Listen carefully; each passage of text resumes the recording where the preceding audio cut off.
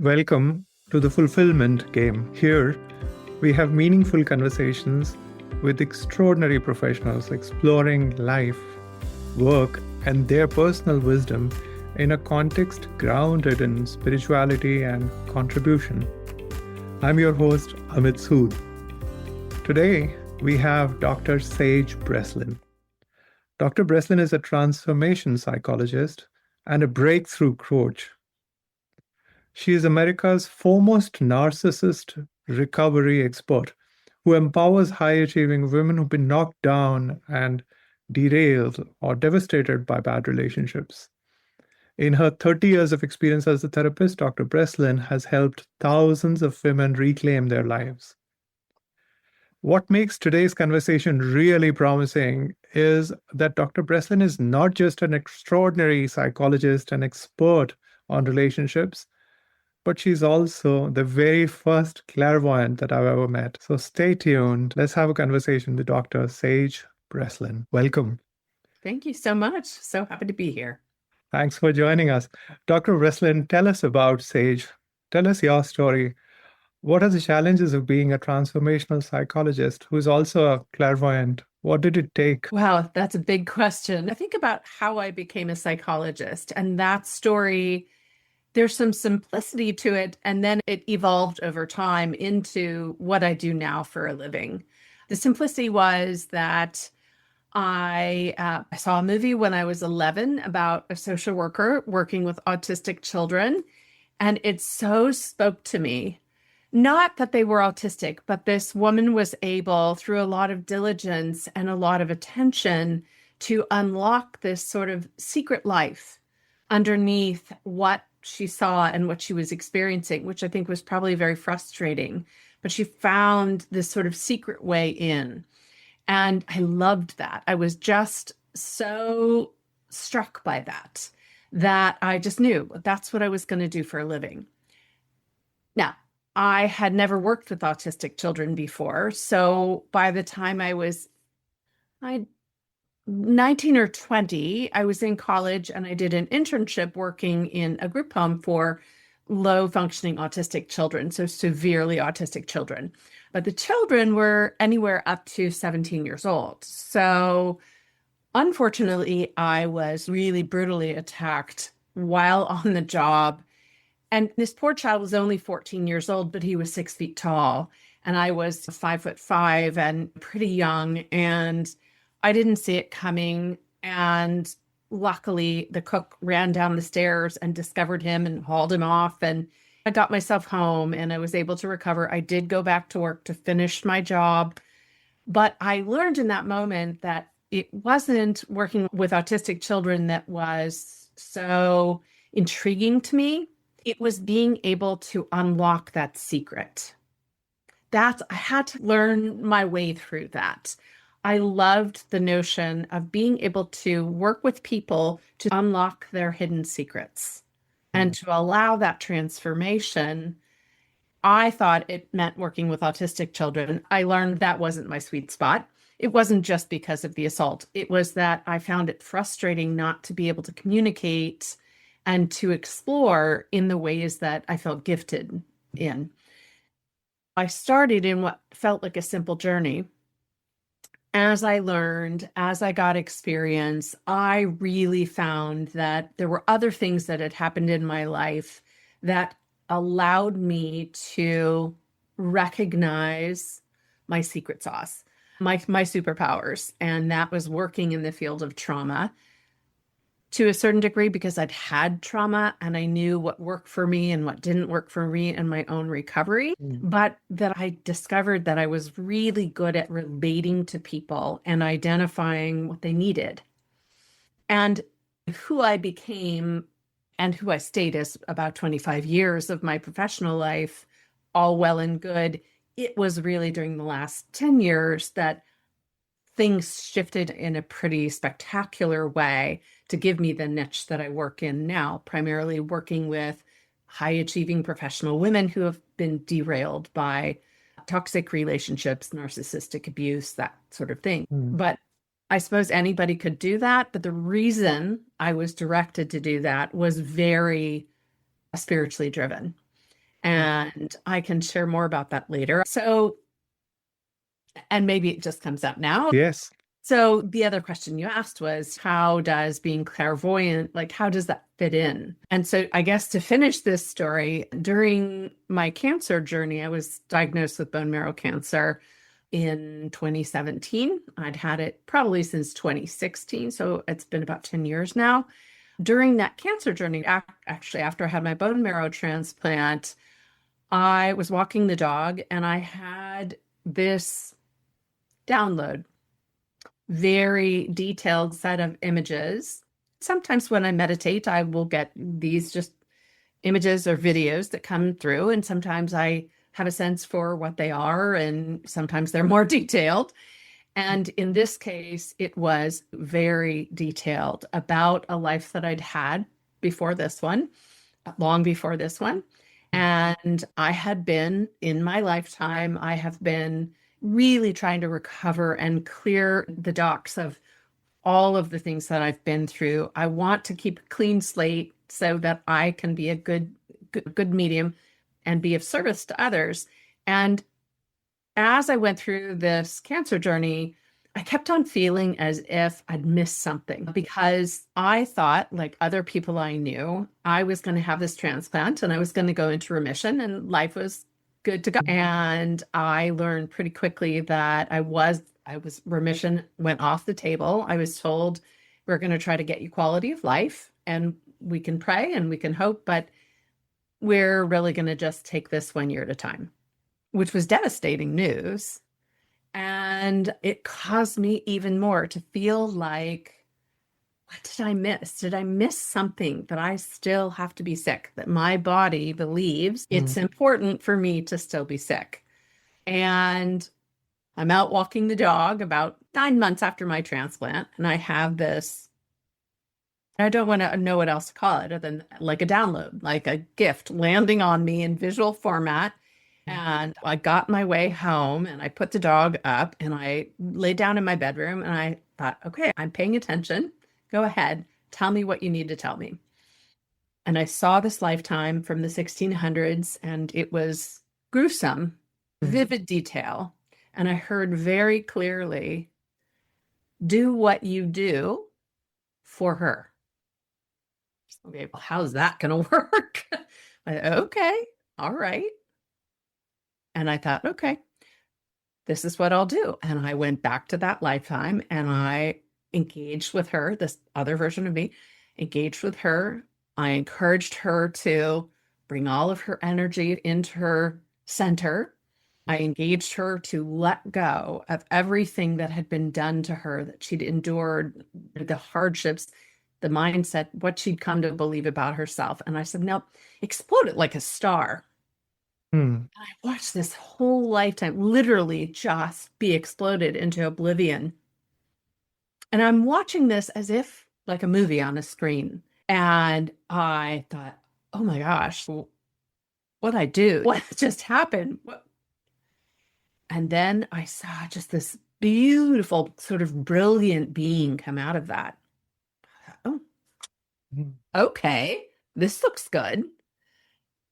And then it shut off, and I thought, okay, I don't know what just happened. Wrote it all down, journaled a little bit, went on about my way. But the funny thing was that I started to notice really big differences in my health over the next few months, including going into remission. And I felt differently. I felt differently about myself. I had been in a very toxic relationship beforehand. And suddenly I just didn't feel any connection at all. I didn't feel any draw. I didn't feel anything tethering me to the past. I just felt very peaceful. And about maybe a few more weeks after that, I very clearly in meditation heard an instruction, tell them. Thinking like, tell who? And I said, my family? No, tell them. And my patients? Yes. Okay. So I started doing this work with some of the people that I'd been working with for a while, and I started to notice really big changes. And I started hearing my clients tell me things like I said about myself, like their health was changing, their well-being, their state of mind, their finances, relationships that they had, all becoming more peaceful. And I thought, oh, I might be onto something here. This is different.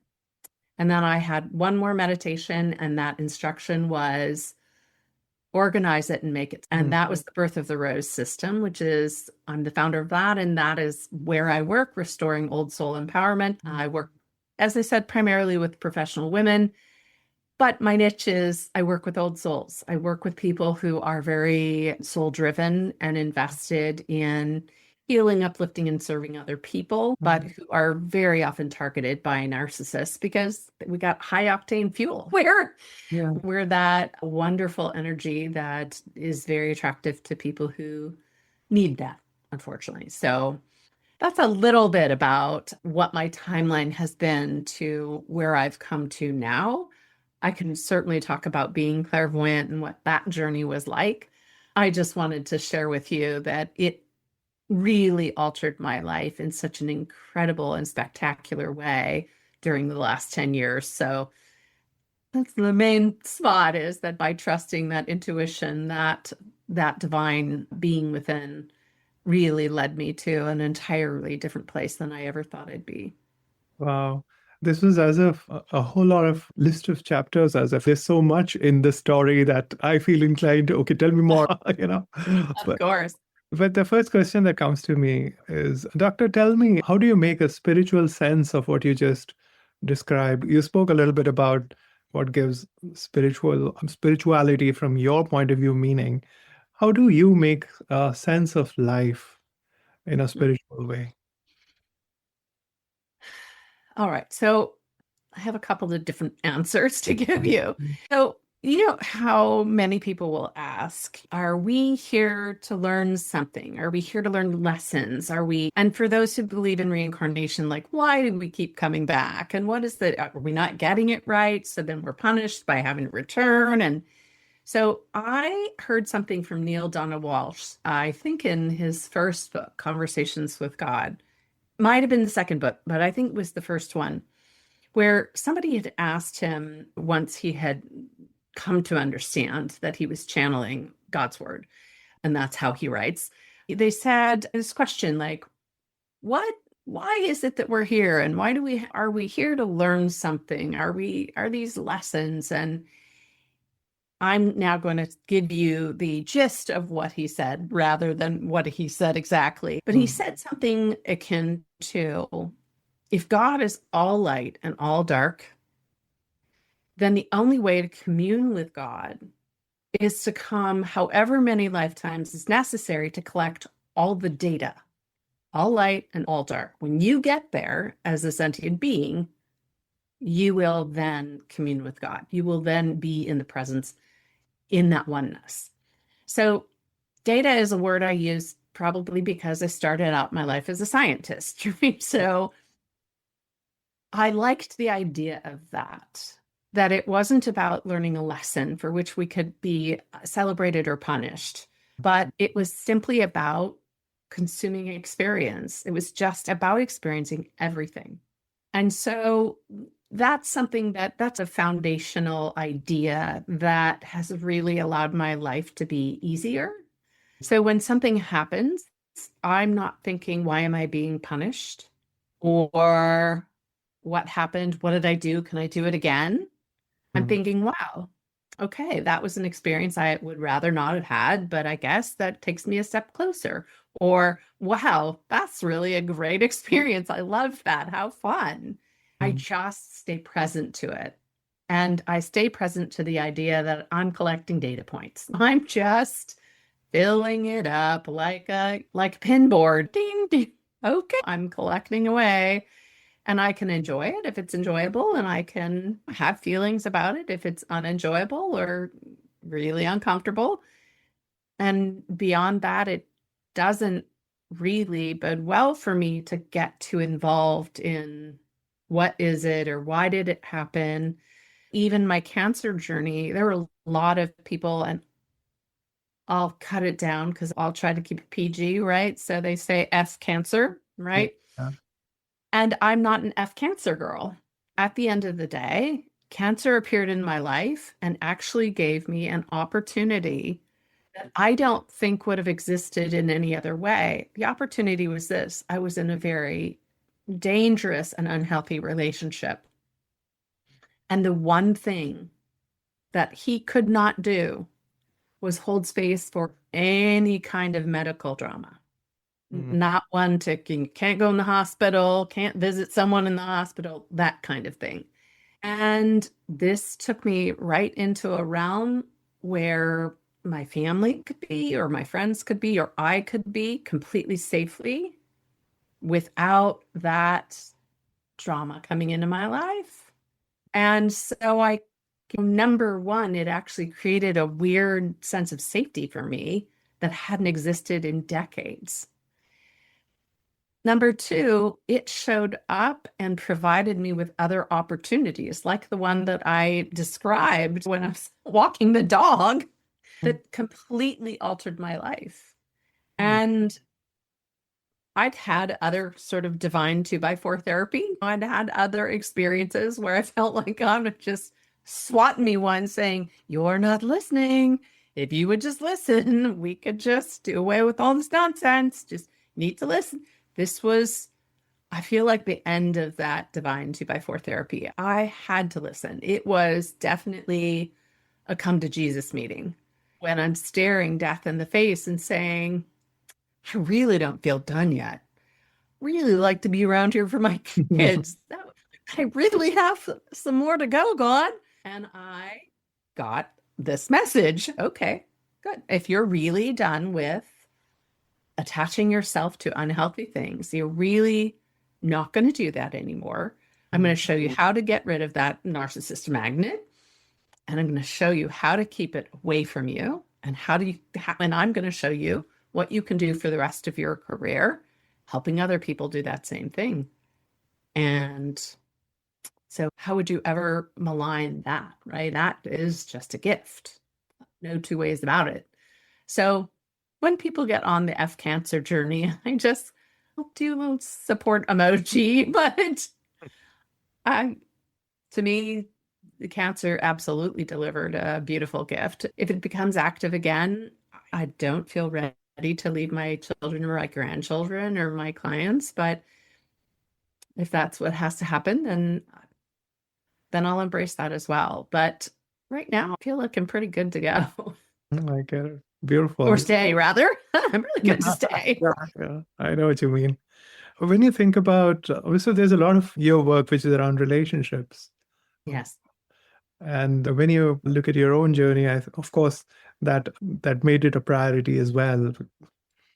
What is it that we need to know as human beings when we are getting into a mindset of being in relationships that we ought to be aware about as far as we ourselves is concerned and others are concerned? How do we need to approach relationships as some people? I'm a real fan of slowly she goes, right? I'm a fan of taking things slowly, of really developing a friendship, a companionship. I'm certainly a sexual relationship. That's all good and well. But to take the time to really do that process, not to just jump in with both feet and get married in 2 weeks. And I know some people who have done that, but I think that it's not necessarily just following your heart, because we old souls will follow our heart with somebody in need. And that's great for our mission to heal, uplift, and serve. But it's not great if that person is in need because they're narcissistic or psychopathic, or if they're a soul sucker, they're going to feel like there's big need, but there won't be any mutuality, right? There won't be any gift for us, and we will be depleted as humans. So I like the idea of taking things slowly. I also think that there's an amazing message that's been delivered more recently by our monks who walked across the country, that learning to be peaceful first within ourselves and then with one another is such a simple but divine message. Mm. You know, relationships do take work because we are not clones of one another. Unless you're going to marry your identical twin, the other person is going to be different from you. They're going to have different history. They're going to have a different personality. They're going to have different experiences. And it takes time to learn how all of that melts together and how we can work with one another to be peaceful in ourselves and with one another, despite the differences.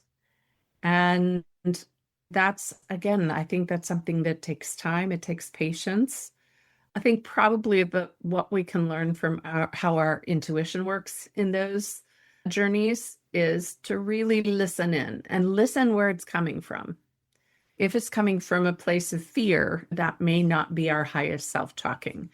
If we're able to listen in and what we hear maybe doesn't fit what we expected or what we've experienced before, that's maybe not such a bad thing. But if we listen in and danger sirens are going off, that's something where we should definitely be listening and simply creating the boundaries to say no or to take a step away or whatever that is. So I think leading with love, leading with peace, and to really work through conflicts in a peaceful way, which can be done. It sounds ridiculous, but it can be done. To take your time to really look for companionship before making it more complicated, to see if that works, and to really study what the differences are, what the similarities are, and determine if they can be navigated. Very interesting. So what I'm hearing is one, slow is better. It's better to honor your intuition but distinguish, say, the emotional excitement of getting into a relationship from the wisdom that's rising from the depths. And sometimes it may not align with what you want, but it's, yeah. Yes, absolutely. Because we can be with someone who stirs us up, where we feel this attraction because they're saying all the right things, they're doing all the right things. But I'm going to tell you right now, soul suckers, like narcissists, their whole lives depend on manipulating other people. They're experts at it, and they know exactly what to say and do because their lives depend on it. And so we can feel that connection and feel like, oh, yes, I finally found my soulmate, only to learn later it was just a manipulation. It was just a ruse to get us hoodwinked. I will tell people that when you feel that big stirring up, that's great. It's a great feeling. Just make sure that it matches up the follow through. Are they who they say they are? Do they show up? Are they fully present? Can they hold space for you when you're having a time of need? That's usually where we're going to figure out that if they're not healthy, that's really where we're going to say, oh my gosh. A friend of mine was telling me about this man she was dating, and she said, do you know, I was really wondering about this, and I told him I had COVID. She didn't have COVID. She was just really curious, like how he would show up, and told him that she had COVID, only to discover that he didn't even bring her soup or offer anything, didn't offer to go to Walgreens to get Medicaid, nothing. Nothing. The man ghosted her for 2 weeks while she had COVID. Yeah. And she said, good thing was that I learned who he is. He's not who I thought he was. He's not somebody who is going to have my back or be a caregiver in a time of need. And he's not going to minister to me if I'm not well. And I deserve more than that. So there are ways in which I think we need to measure and see and evaluate if somebody just seems too good to be true. Then all we have to do is measure the rest. And it should align. If they are fabulous and just what the doctor ordered, great. But if it doesn't align, that's our opportunity to say, okay, maybe not this one then. And for somebody who does fall into such a relationship, which is, as you described it, the soul sucker, then what is it that one needs to know? How is it that one can begin to work on oneself to, in a healthy fashion, recover and validate oneself? Because this would cost confidence. It costs everything fundamental, emotion. Absolutely. Yeah. Yeah. Yeah. I think the first thing is having the courage to get out or to get away, to become separate again is the first step. But oftentimes that requires support. And usually in these very toxic relationships, they will alienate all the friends and family so that you're singular, so that you are manipulable.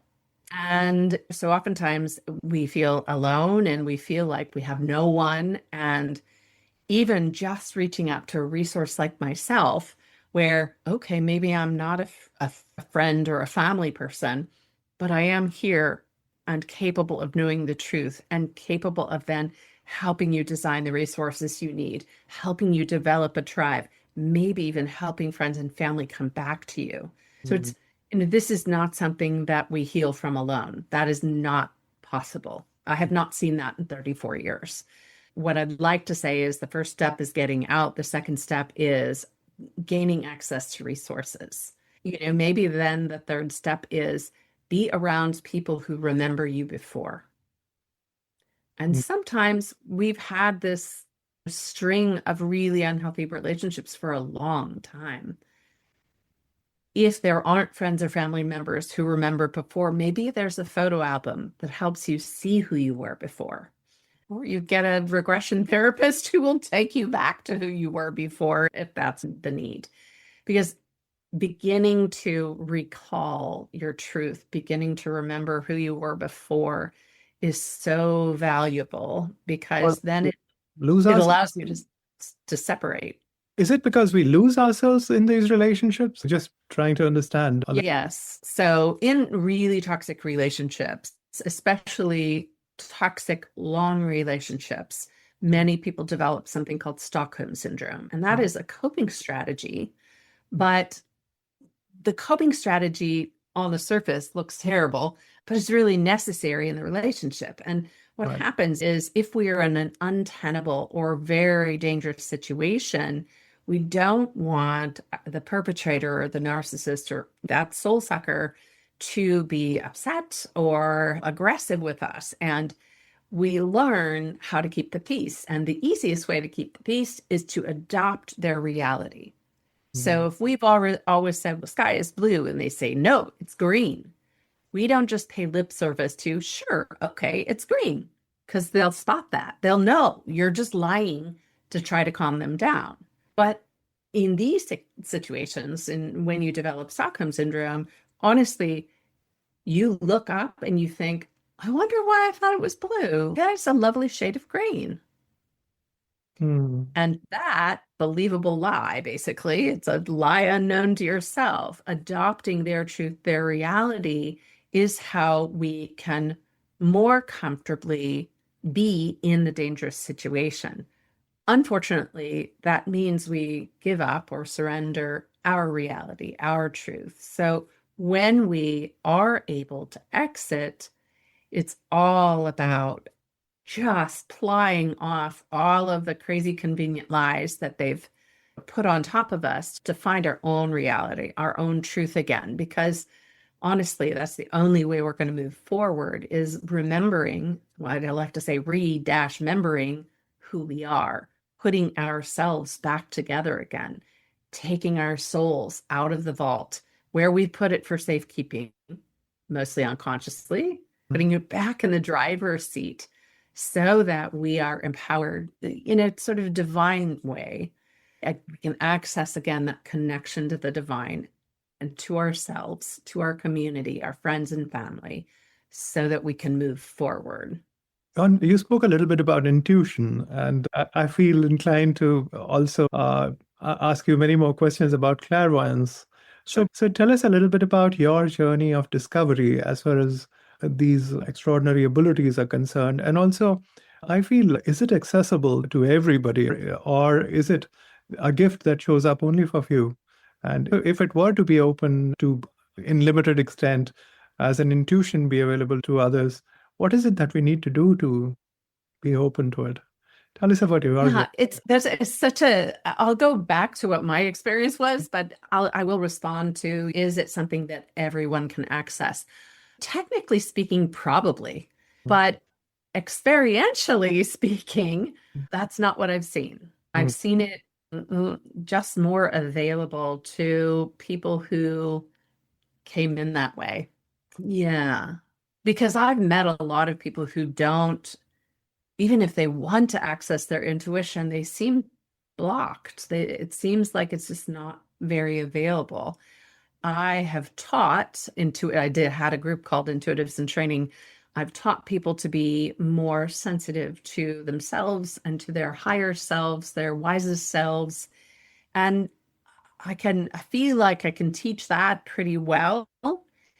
But then there is a spot where learning to listen to God, if you will, or your advisors or guides, whatever you want to call, that seems to be a different skill. And that skill seems to be a little bit more limited to certain people. So that's that. I would say intuition is getting into it. The way that I teach people is to become first mindful. Start with the easy things like mindful eating. Take the TV away and the phone away and be with your plate, and each bite really taste it. See, and you quickly learn whether or not you need different spices. When you take all the other distractions away. And learning mindfulness through mindful eating is a great practice because people get it. You can taste versus consume. People who have issues with weight, often if they do mindful eating, that if they have excess weight, the excess weight will begin to slip away mm, because they read the satiety signal, right? The thing that says, oh, I'm full. I'm not hungry anymore. And the I'm not hungry anymore supersedes I'm full. Nobody really needs to be full. You mm, just need to not be hungry anymore. So starting with something like mindful eating is actually learning to pay attention to the body's signals. We go beyond that to paying attention to the rest of the signals that are available, whether that's through meditation, through breath work, or through something like learning to connect with guides or other higher energies, if you will. So that's a little bit about that. My own journey probably started before birth, honestly. My mom and other people have stories about me sitting in the crib and crying if they went to remove me from the crib because I seemed to be, my mom would say, oh, you're watching the angels dance on the ceiling. That was something she told me as I was growing up about when I was a baby. mm, Even my brother, who's 2.5 years older than me, said, yeah, you used to cry when mom would try to get you out of the crib because you were busy. You were busy with other things. mm. And it showed up much more significantly by the time I was 4, where I really was clearly connected to the divine. I didn't know it. I didn't realize I was different until some big things happened at school. And then I realized, oh, How does it other feel? people How do you, don't see what I'm seeing. how does it feel, Sage? Tell us your connection with divine as a young little girl.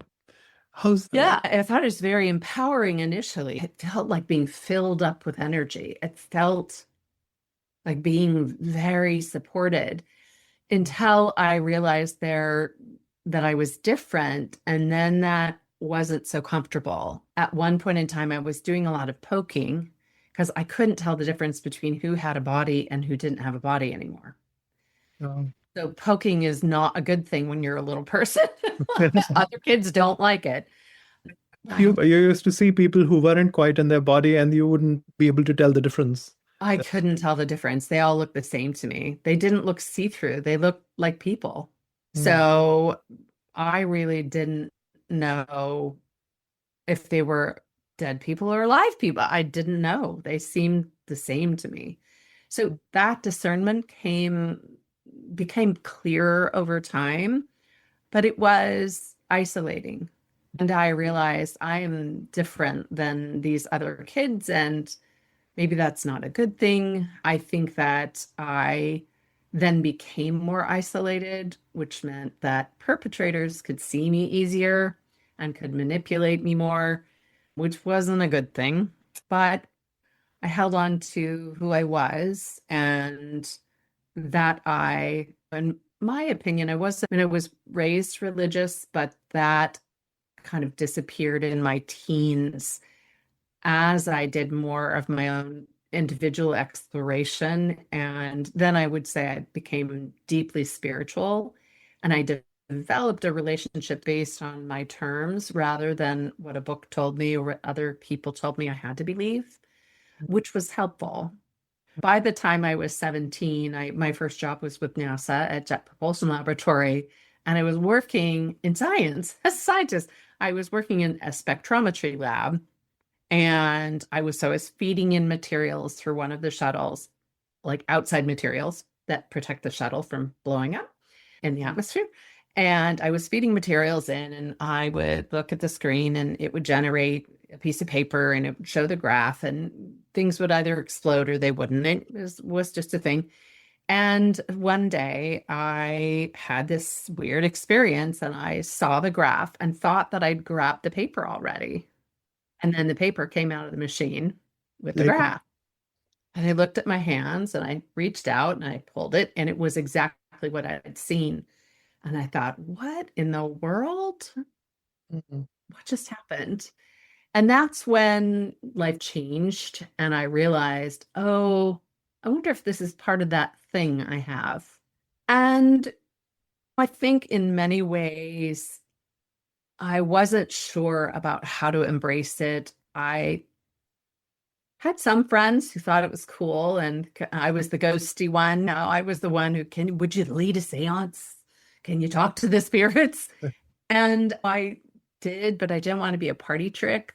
Mhm. So it really wasn't until I was 34 that it was loud and clear. And somebody walked into my life at a networking meeting and said, "Oh, you're the one I was supposed to meet." I looked at her and I thought, "Oh my God, crazy." Mhm. And she said, "Why don't you come to my studio tomorrow? I'm going to show you like why we were supposed to meet." And she led me on this journey. And when I returned, it scared the bejesus out of me. And I said, "Oh my God, what was that?" And she said, "Apparently, you know how to time travel and things, and you're intuitive. And apparently, I'm supposed to teach you how to manage all that."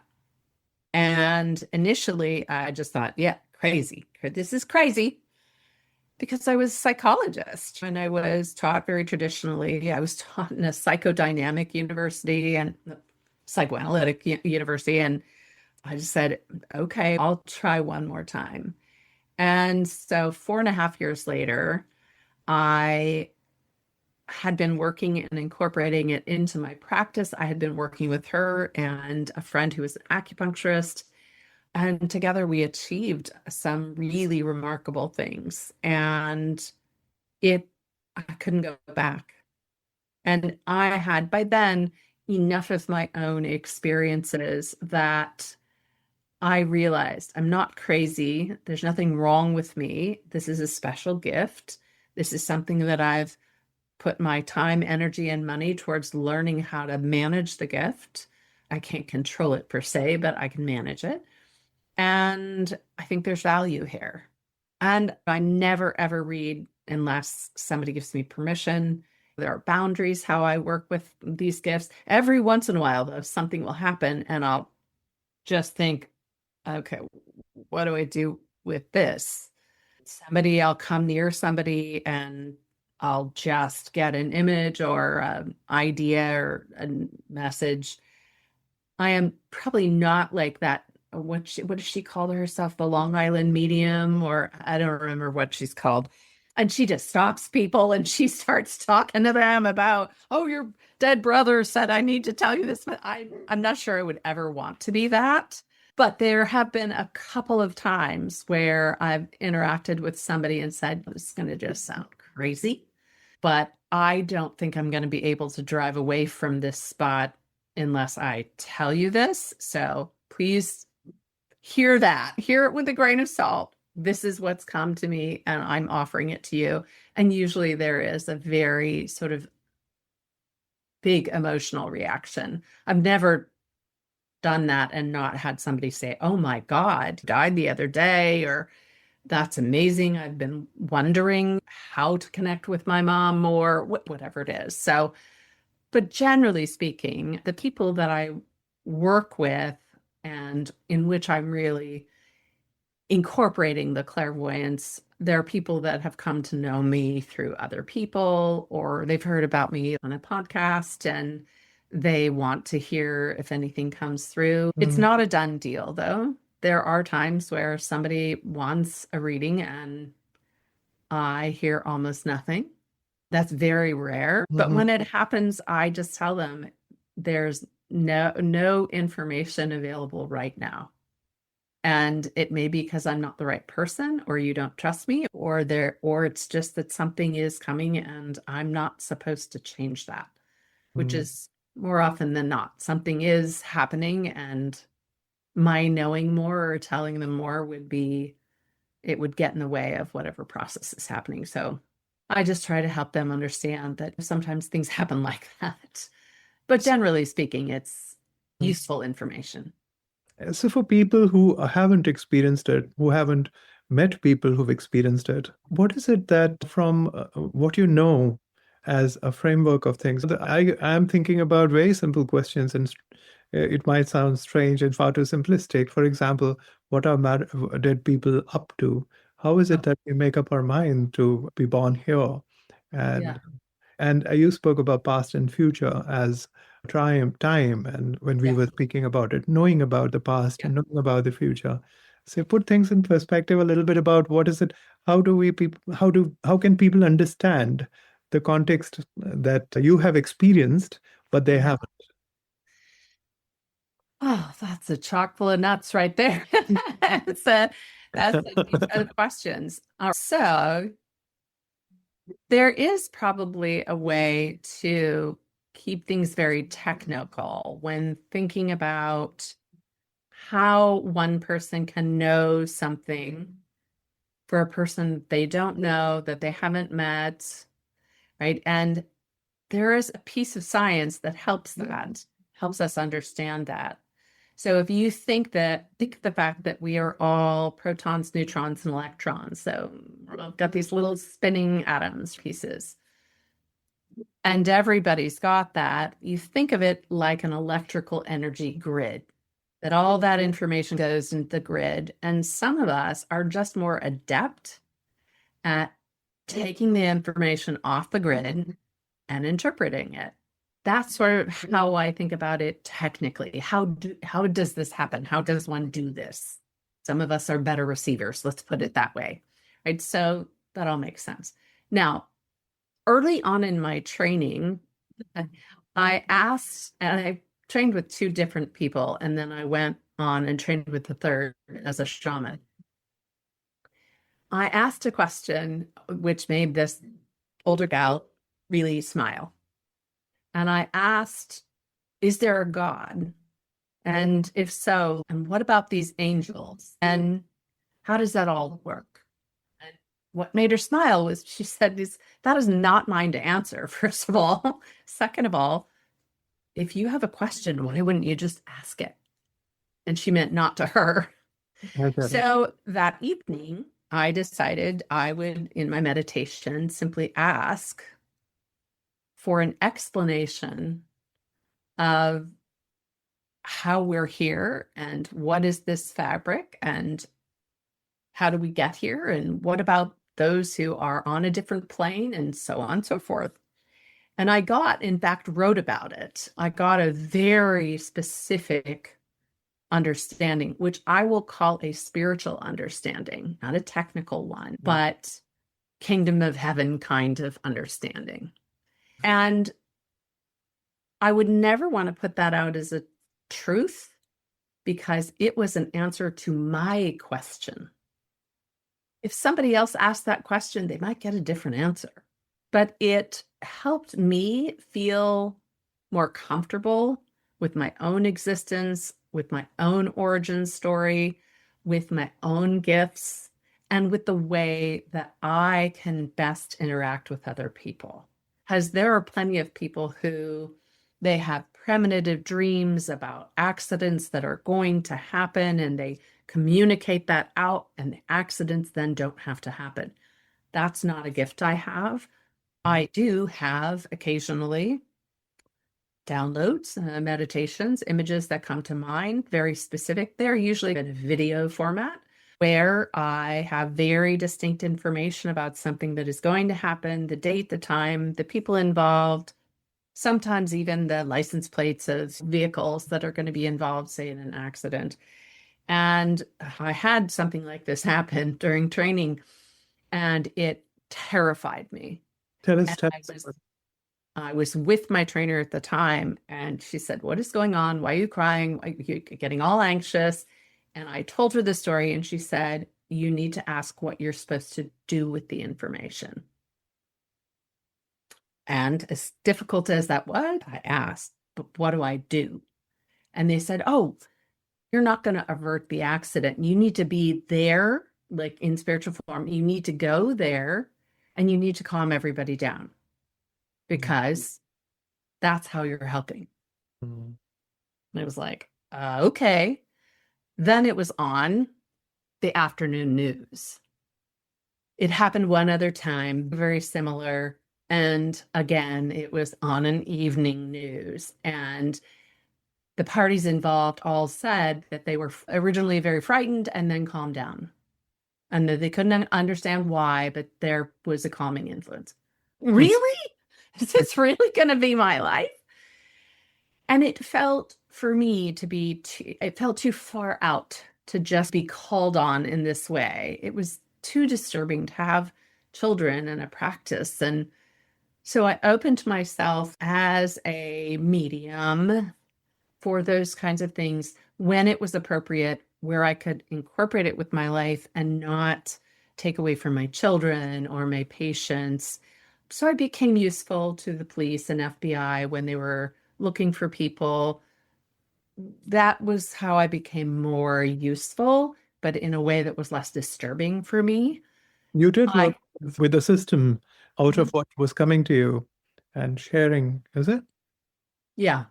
And it's that work is uncomfortable because we always want to think that we'll help to find those people alive, and they're not always alive. So, yeah. but finding them, even finding dead bodies, is really a gift to their family because they get closure and they feel, they at least feel like they can, create closure for their lives. Nobody wants to be wondering and worried and for a lifetime. So I did find people alive as well, which is a crazy, wonderful gift. And then there were other times where they didn't survive. So, and this is something very intriguing for me to hear as well. People in the system, in the mainstream security setup, do respect and look out for help such as yours to resolve matters which is beyond their. Yeah, I think it's not necessarily the system as a whole, but I think there are people in the mainstream system that do respect additional sources of information. Generally speaking, when they have exhausted their own resources is when they might reach out to somebody like me and say, okay, you have a go and tell us if there's anything that we missed, or sometimes I'm closer to it. I've had clients who've had friends gone missing. I've had colleagues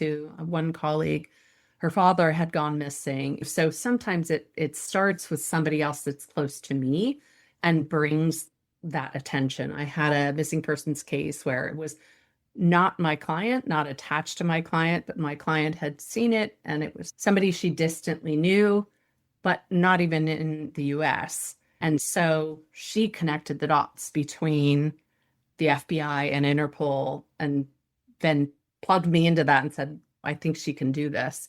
And I did successfully find that, unfortunately, body. But I had also information about how the body got there. And that can be sometimes comforting to the family to say, this went down this way. And that's the gift of it. Wow, this is powerful stuff. This is really interesting as well. Dr. Breslin, tell me a little bit about, say, death, passing, and afterwards. Yeah. That's an interesting topic as well. You spoke of Yes. how people with and without body appearing the same to you. What are they up to, and what are we up to after our deaths and before our births? Yeah, that it's a little known fact. I've flatlined 8 times, and of the 8 times, I have 2 very specific experiences where I came back with very detailed information. And then one event that happened when I was in the between phase also got a lot of information. And then the rest of them were, I was recovered so quickly. I was in the hospital at the time that I didn't come back with anything. I am not a white lighter. I have never been I've never passed and seen the white light. So that's not my experience. But all the same, what I saw was very meaningful to me personally and meaningful to the journey that I was having at the time. When I can say, to turn it on to other people's experience, so people who have lost their loved ones, I consider this a gift. When I see dead people, I see them generally at their most beautiful or lovely version. It might be their 20-year-old self. Initially, that was very confusing to me because I would describe the person to whoever was asking, and they're like, I don't know who that woman is. And I'd look up and if I was in their home, I'd say, no, that woman right there. And she'd say, well, that was my mom at age 24 after she graduated college. And I'd say, that's who I was talking to. She just looked great. Wow. Versus I do have one of my children who is also very clairvoyant, very deeply intuitive, but who sees people at their point of death. So often gruesome, often not pleasant. So when I can turn my attention to that, what are they doing afterwards? I think that interpretation changes for every client that I work with. I think the information that they're seeking and the information I get has to be in a way that they can understand it and accept it. What I see in my work is oftentimes completions. Sometimes it's clearings. Something that I learned very early on in my meditations was that sometimes when we go back, there is a process by which our souls and our beings need to be cleared, nursed to wellness, if you will, before they're farmed out again for the next experience. And does that look like going to a hospital? And no, those sort of anthropomorphic experiences are because that's how we need to think of them versus, oh yeah, they have human forms and they look this way or that way. So I think the explanations that come meet what the listener, the asker is needing. Not necessarily, oh, they need to hear that everything's fine. Sometimes that's not the case. Sometimes there has been a traumatic death and the person is still very stuck. Sometimes there's been a death where the survivor is still just hanging on to their energy and they can't transition all the way. Then I've had to talk a lot of people through, this is what this means. You have to be able to let go because that person can't go on with their journey with you hanging on to them. There are lots and lots of different things that come up, but how we explain them to other people, I think that's why they come to me as they do. That's a beautiful expression as well. So what I'm hearing is that what comes through through you as well is the way that the person receiving needs to hear it for them to be resolved, to be complete. Yeah. Yeah, I think that's the best way I could explain it. I get it. I get it. And there's another question that I have is around health and wellness. So knowing what you all that you do know about it, what is it that you could tell people about what could they do to be healthier, to address pains as trauma or trouble, emotional matters that they carry in their body?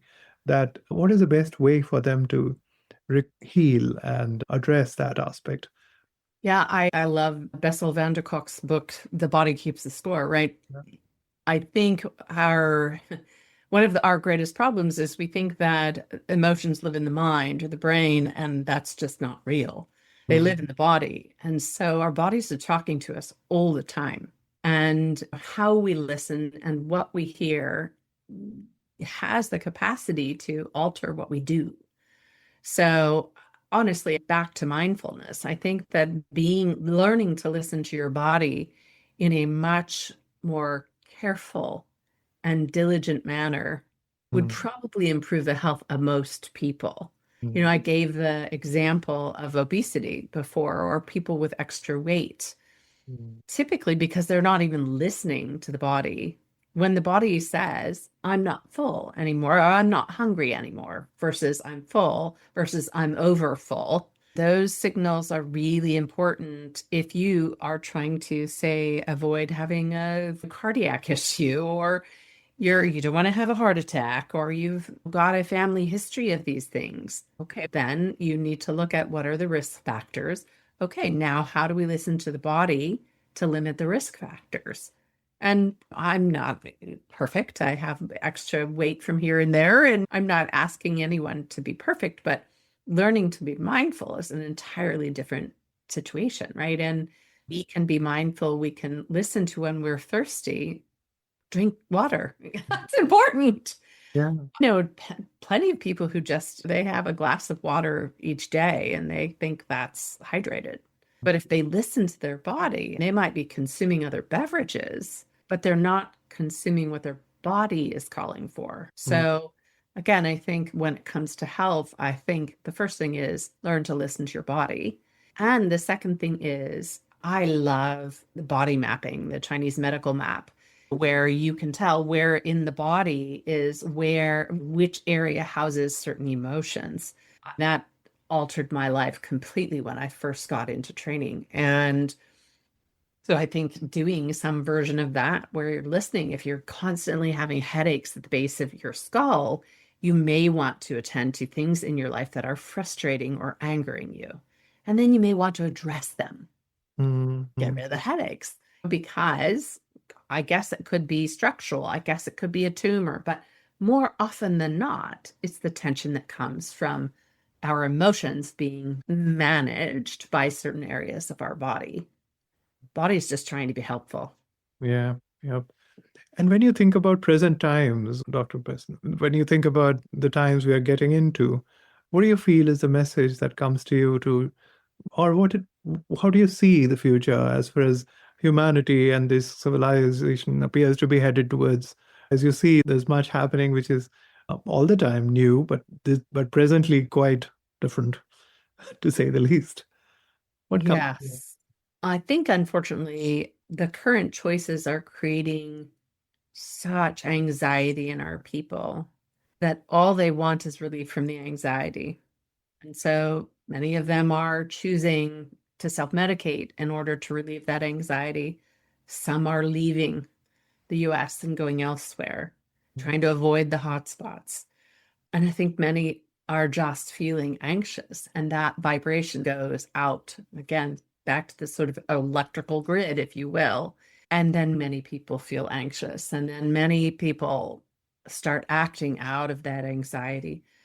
I think if we could ground out some of that anxiety, I think if we could focus on what we can do rather than what we maybe are not capable of doing, ways in which we can help one another, ways in which we can examine both our differences and our similarities in a much more peaceful process. All of those things I think would be helpful. But right now, I just notice that the energetic is affecting many people in not a positive way. Mm, So I can only just be hopeful that we can work together to try to calm that energy down so we can make decisions based on a more peaceful state of mind rather than this hyper anxious energetic that seems to be ubiquitous right now. And what appears to be coming in the following decades? What do you see coming? It does concern me that I have seen the movie Terminator way too many times. I get it. And I think there is some concern that left to their own devices, there are people who could force us into post-apocalyptic world.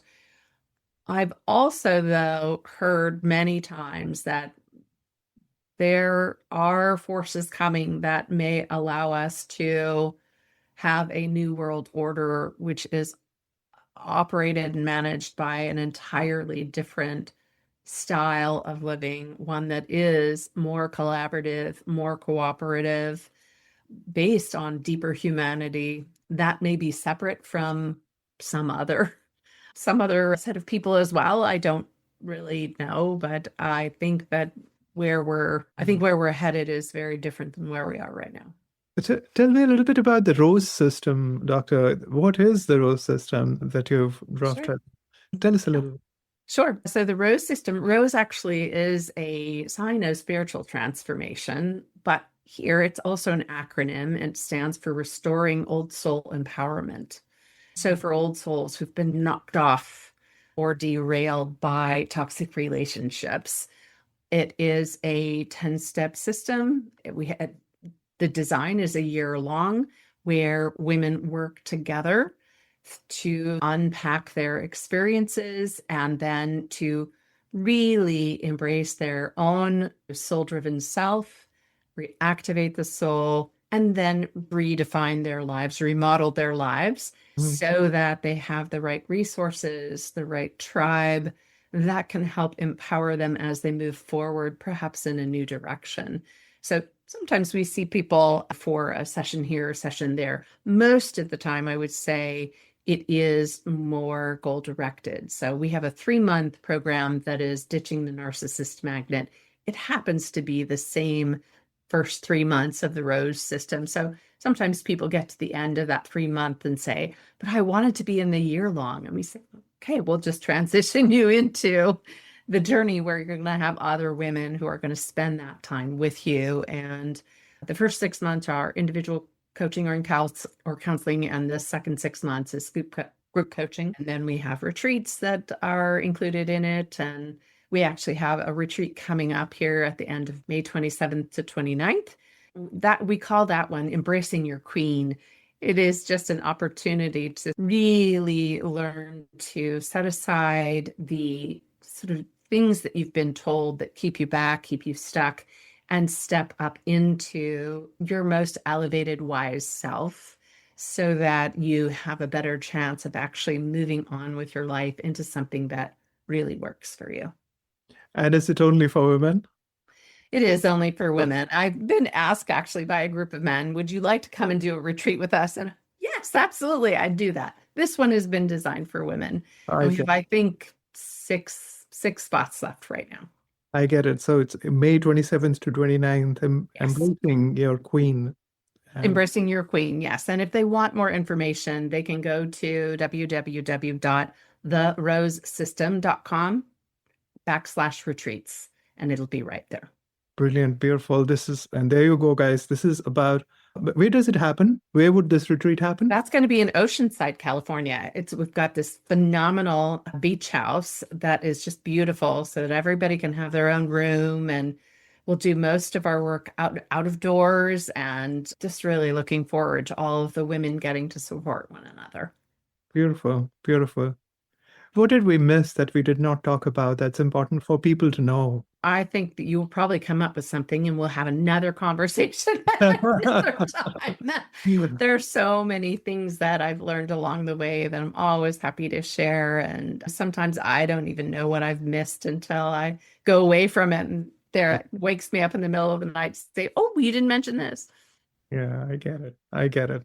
But thanks so much, then. Thank you for sharing so powerfully, Dr. Breslin. My There's pleasure. something really powerful in hearing, particularly listening to the kind of stories and the kind of abilities that you speak of that are not just unusual, but truly extraordinary.